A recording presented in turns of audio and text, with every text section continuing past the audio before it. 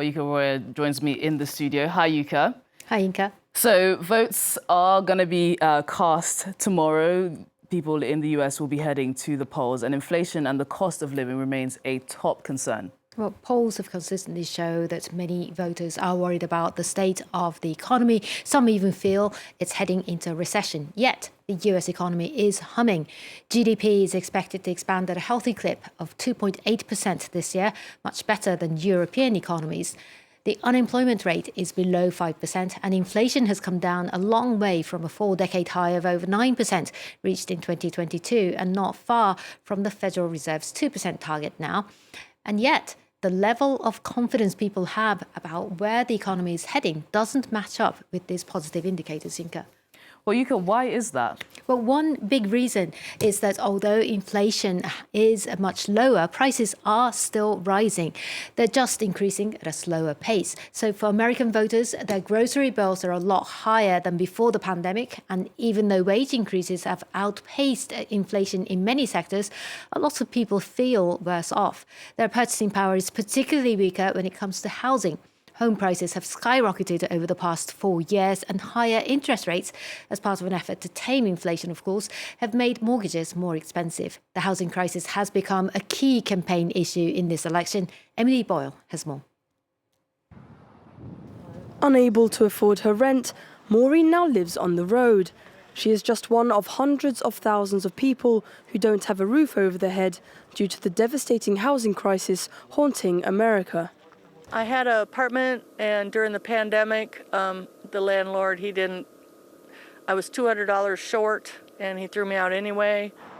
In the last 4 years, national home prices have risen by 45%, and high mortgage rates have made home ownership increasingly inaccessible. According to a CNN poll, a quarter of American renters say that the cost of housing is the most important economic issue which will decide their vote. Both Kamala Harris and Donald Trump have promised to tackle the crisis. Harris said she'll build 3 million affordable homes and offer financial support and tax credit to first-time buyers. What we're going to do to create a $25,000 down payment assistance plan, what we're going to do for small businesses, all of that will require a lot of work.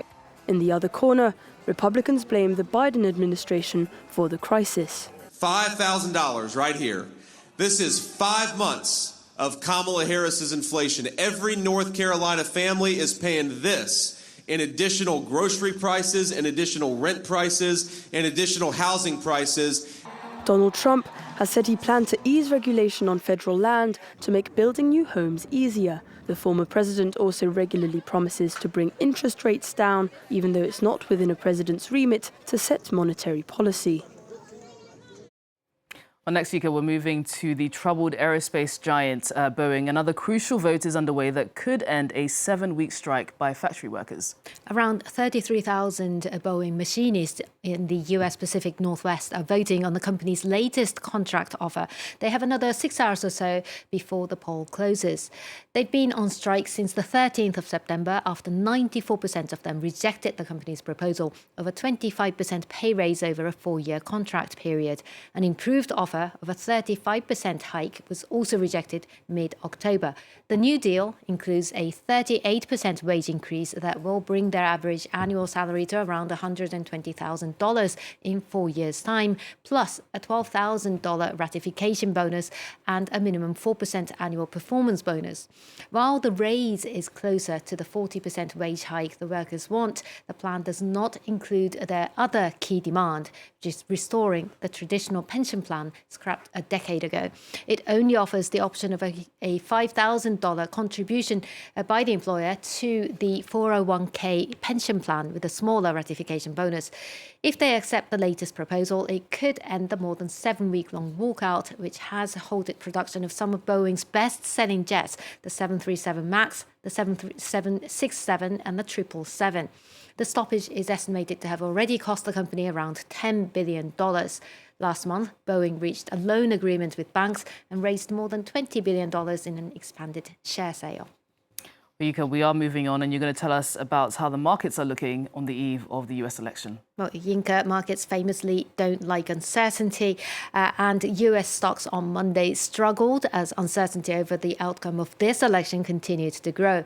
The Dow Jones closed down more than 250 points. The S&P and the Nasdaq also pulled further away from their recent highs. Boeing stocks ended the day slightly higher after rising as much as a full percent earlier in the day. And that's it for business. Yuka, thanks so much for that roundup. That's Yuka Warrior from our business desk.